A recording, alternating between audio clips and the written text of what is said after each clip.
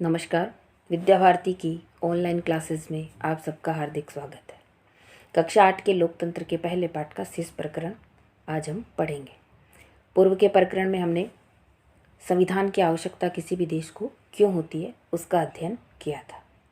आज हम भारतीय संविधान के प्रमुख लक्षणों के बारे में पढ़ेंगे। 20वीं सदी तक आते आते भारतीय राष्ट्रीय आंदोलन कई दशक पुराना हो चुका था। स्वतंत्रता संघर्ष के दौरान राष्ट्रवादियों ने इस बात पर काफ़ी विचार किया था कि स्वतंत्र भारत किस तरह का होना चाहिए। ब्रिटिश शासन के अंतर्गत उन्हें जिन नियमों का पालन करना पड़ता था वे उन्होंने खुद नहीं बनाए थे। औपनिवेशिक राज्य के लंबे अत्याचारी शासन ने भारतीयों के सामने इतना जरूर स्पष्ट कर दिया था कि स्वतंत्र भारत को एक लोकतांत्रिक देश होना चाहिए। उनमें प्रत्येक नागरिक को समान माना जाना चाहिए और सभी को सरकार में हिस्सेदारी का अधिकार होना चाहिए। इसके बाद यह तय करना था कि भारत में लोकतांत्रिक सरकार का गठन कैसे किया जाएगा और उसके कामकाज के नियम क्या होंगे। यह काम किसी एक आदमी के वश का नहीं था। इसमें लगभग 300 लोगों ने योगदान दिया जो 1946 में गठित की गई संविधान सभा के सदस्य थे। भावी संविधान के निर्माण के लिए अगले 3 साल तक संविधान सभा की बैठकें होती रहेगी। इस पैराग्राफ में हमने कुछ बातें देखी। औपनिवेशिक राज्य, लोकतांत्रिक देश, सभी को सरकार में हिस्सेदारी, ये जो मुख्य बातें हैं।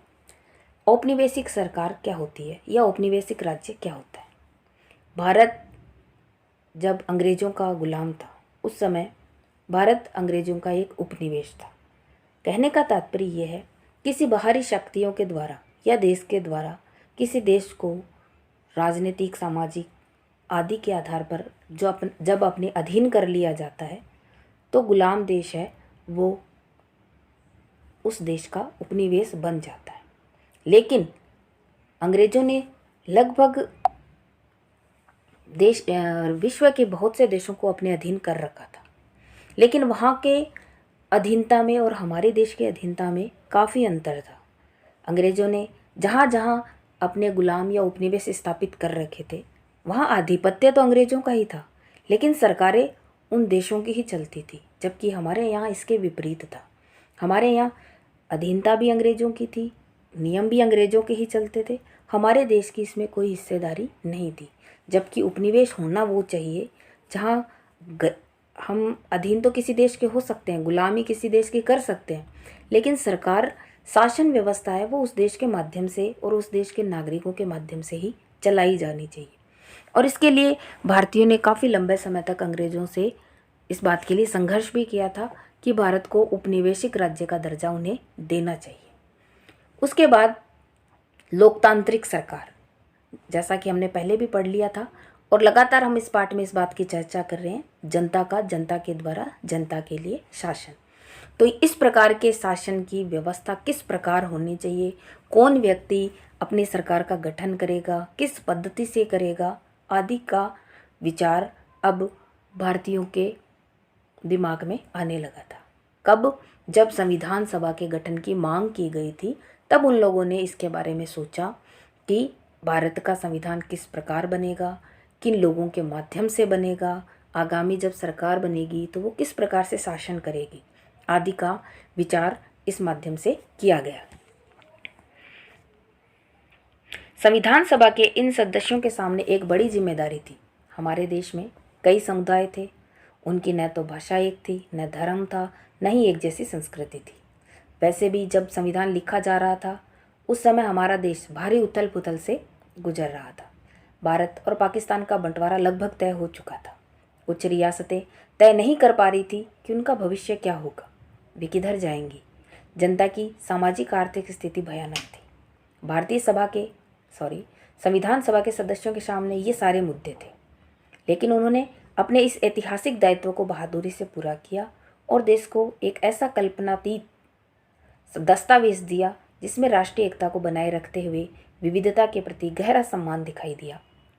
उन्होंने जो दस्तावेज तैयार किया उसमें सामाजिक आर्थिक सुधारों के जरिए गरीबी उन्मूलन और जनप्रतिनिधियों के चयन में जनता की महत्वपूर्ण भूमिका पर काफ़ी जोर दिया गया। ये सारी इस पैराग्राफ में जो बातें की गई है वो उस समय की है जब संविधान निर्माण होने की प्रक्रिया प्रारंभ होने वाली थी।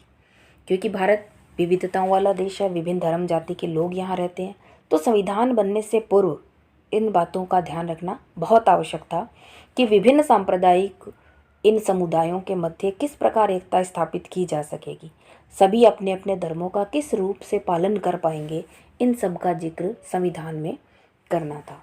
और ये सारा कार्य किया गया प्रारूप समिति के द्वारा। अब हम भारतीय संविधान के प्रमुख लक्षणों का अध्ययन करेंगे। सबसे पहला है संघवाद। संघवाद का तात्पर्य होता है देश में दो प्रकार की या एक से ज़्यादा स्तर की सरकारों का होना। एक जो केंद्र राजधानी में बैठकर कार्य करे और दूसरी जो उसकी इकाइयों के मध्य बंटी हुई हो, यानी राज्य सरकार, माफ़ कीजिएगा, यानी केंद्र और उसकी इकाइयों के मध्य शक्तियों का बंटवारा। एक केंद्र सरकार और दूसरी है उसके राज्यों की सरकारें।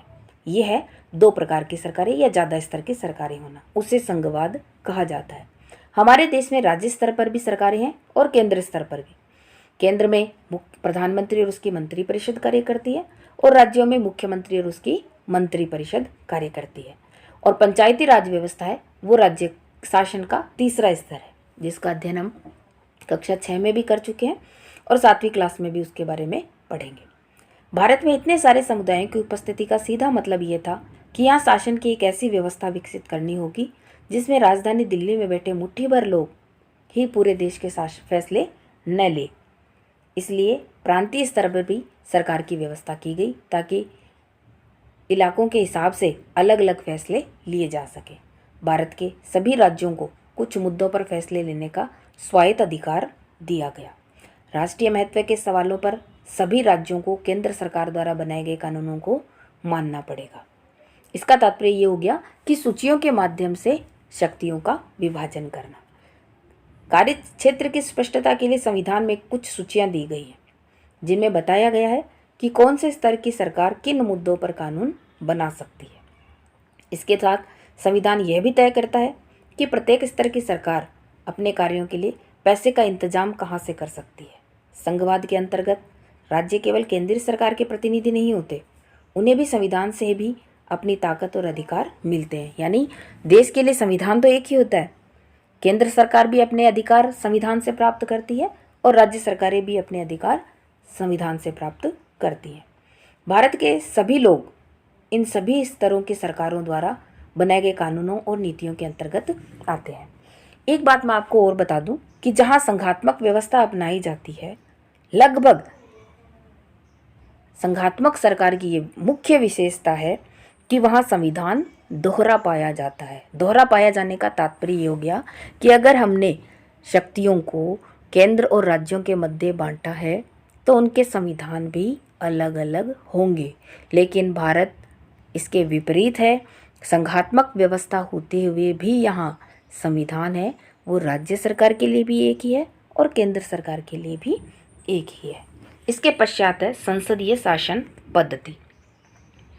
छोटा सा, जिस प्रकार संघात्मक व्यवस्था में सरकारें हैं वो एक से ज़्यादा स्तर की होती है, ठीक इसी प्रकार संसदीय शासन व्यवस्था में भी कार्यपालिका दो प्रकार की पाई जाती है। जैसे कि हम सब जानते हैं, एक शासन व्यवस्था को संचालित करने के लिए सरकार के 3 अंग हैं, व्यवस्थापिका, कार्यपालिका और न्यायपालिका। तो उसमें जो कार्यपालिका है वो दोहरी पाई जाती है, वो व्यवस्था संसदीय व्यवस्था कहलाती है। सरकार के सभी स्तरों पर प्रतिनिधियों का चुनाव लोग खुद करते हैं। कक्षा 7 की किताब के शुरू में ही कांता की कहानी दी गई है जो वोट डालने के लिए कतार में खड़ी है।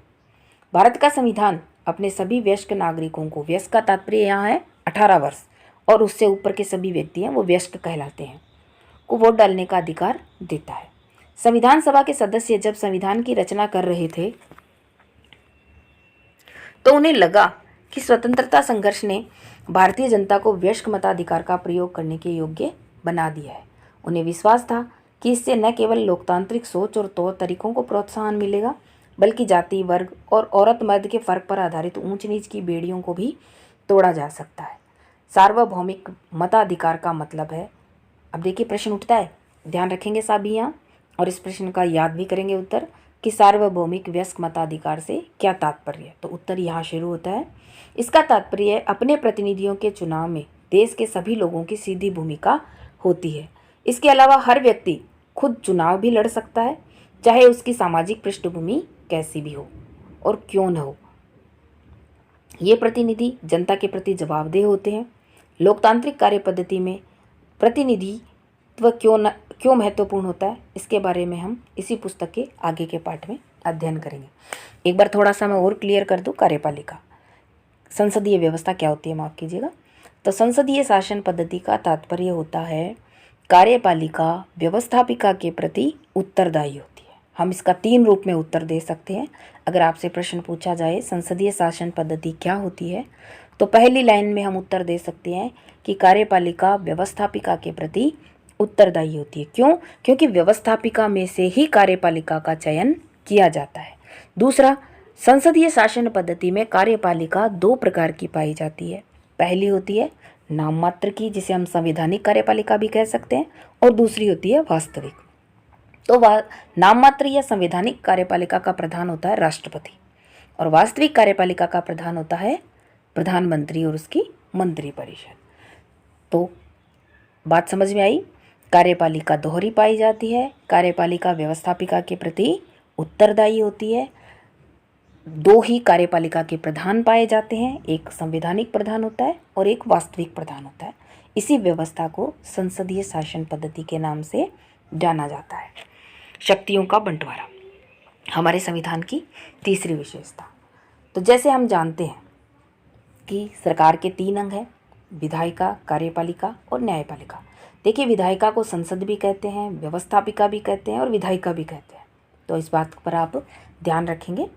तो जिस प्रकार शासन के 3 अंग हैं, तो निश्चित सी बात है तीनों अंगों को कार्य करने के लिए शक्तियाँ भी चाहिए। अब किसी को ज़्यादा और किसी को कम अगर इस प्रकार से शक्तियों का विभाजन कर दिया जाए तो टकराव की स्थिति पैदा हो सकती है। तो संविधान में इस बात का स्पष्ट रूप से उल्लेख किया गया है और सूचियाँ बनाई गई है, और उन सूचियों के माध्यम से कानून बनाने का अधिकार इन तीनों अंगों को दिया गया है। विधायिका में हमारे निर्वाचित प्रतिनिधि होते हैं। देखिए, विधायिका का तात्पर्य होता है संसद। तो सांसदों का चुनाव होता है, हमने देखा है। लगभग बच्चे हैं तो आप लोगों ने घर में सुना होगा कि इस बार लोकसभा के चुनाव हैं और कभी कहते हैं विधानसभा के चुनाव होते। तो लोकसभा के चुनाव होते हैं, इसका मतलब हमने संसद के सदस्यों को चुनने की प्रक्रिया प्रारंभ की है।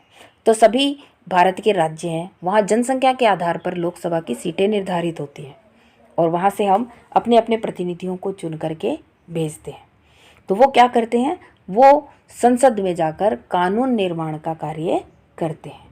तो ठीक उसी प्रकार शासन की शक्तियों का बंटवारा करने के लिए भी सूचियाँ बनाई गई हैं, जिनके नाम केंद्र सूची या संघ सूची, राज्य सूची, समवर्ती सूची और अवशिष्ट सूची। केंद्र सूची के विषयों पर कानून बनाने का अधिकार संसद को दिया गया है।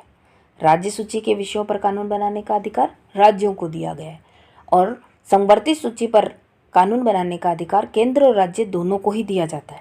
पर अगर मान लो किसी एक ही विषय पर केंद्र सरकार ने भी कानून बना लिया और राज्य सरकारों ने भी कानून बना लिया और दोनों के मध्य टकराव हो गया, तो केंद्र सरकार के द्वारा बनाए गए कानून मान्य होते हैं, और समवर्ती सूची के जितने भी विषय हैं उन पर कानून बनाने का अधिकार केवल संसद को प्रदान किया गया है।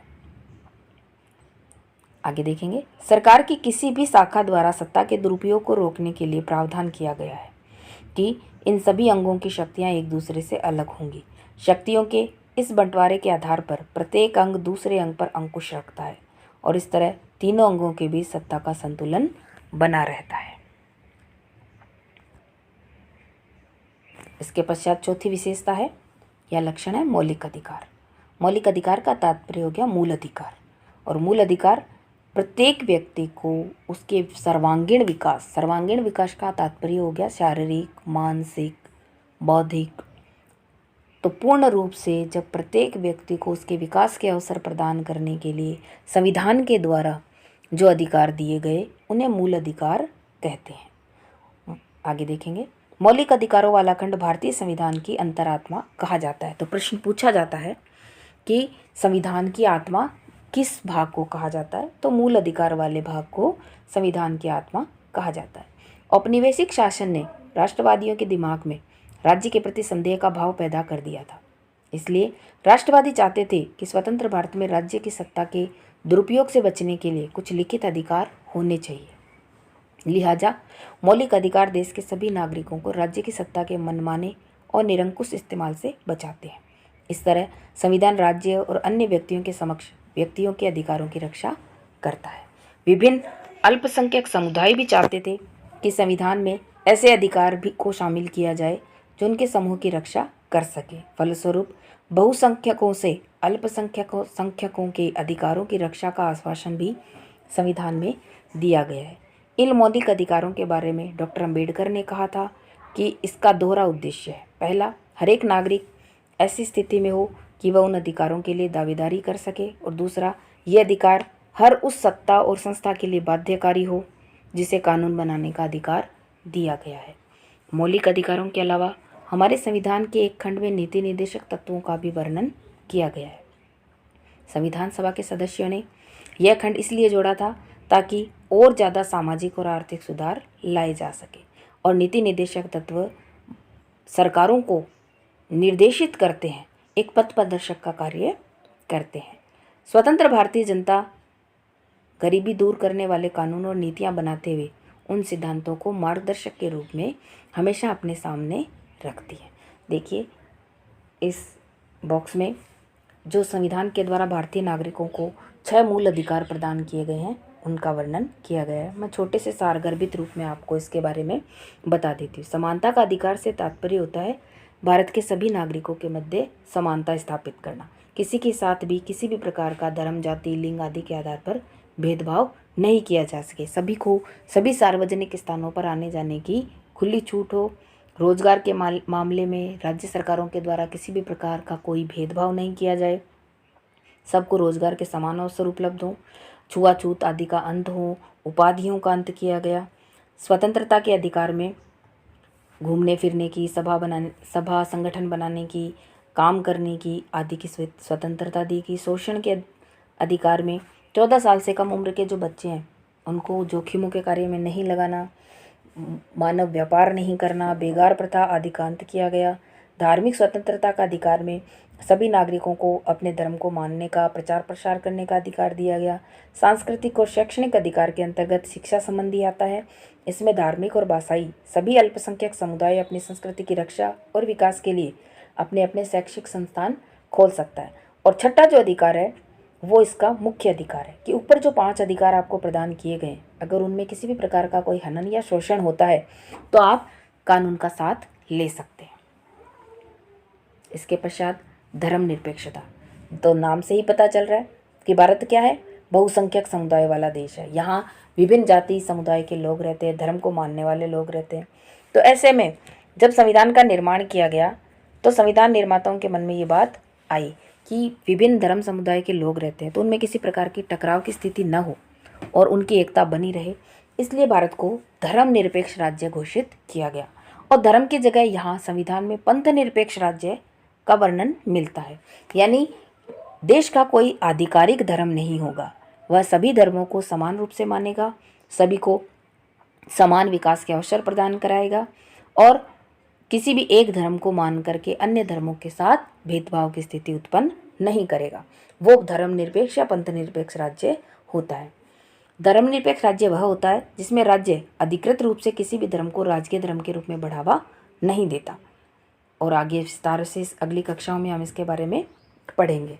तो ये थी भारतीय जो संविधान है उसकी प्रमुख विशेषताएं।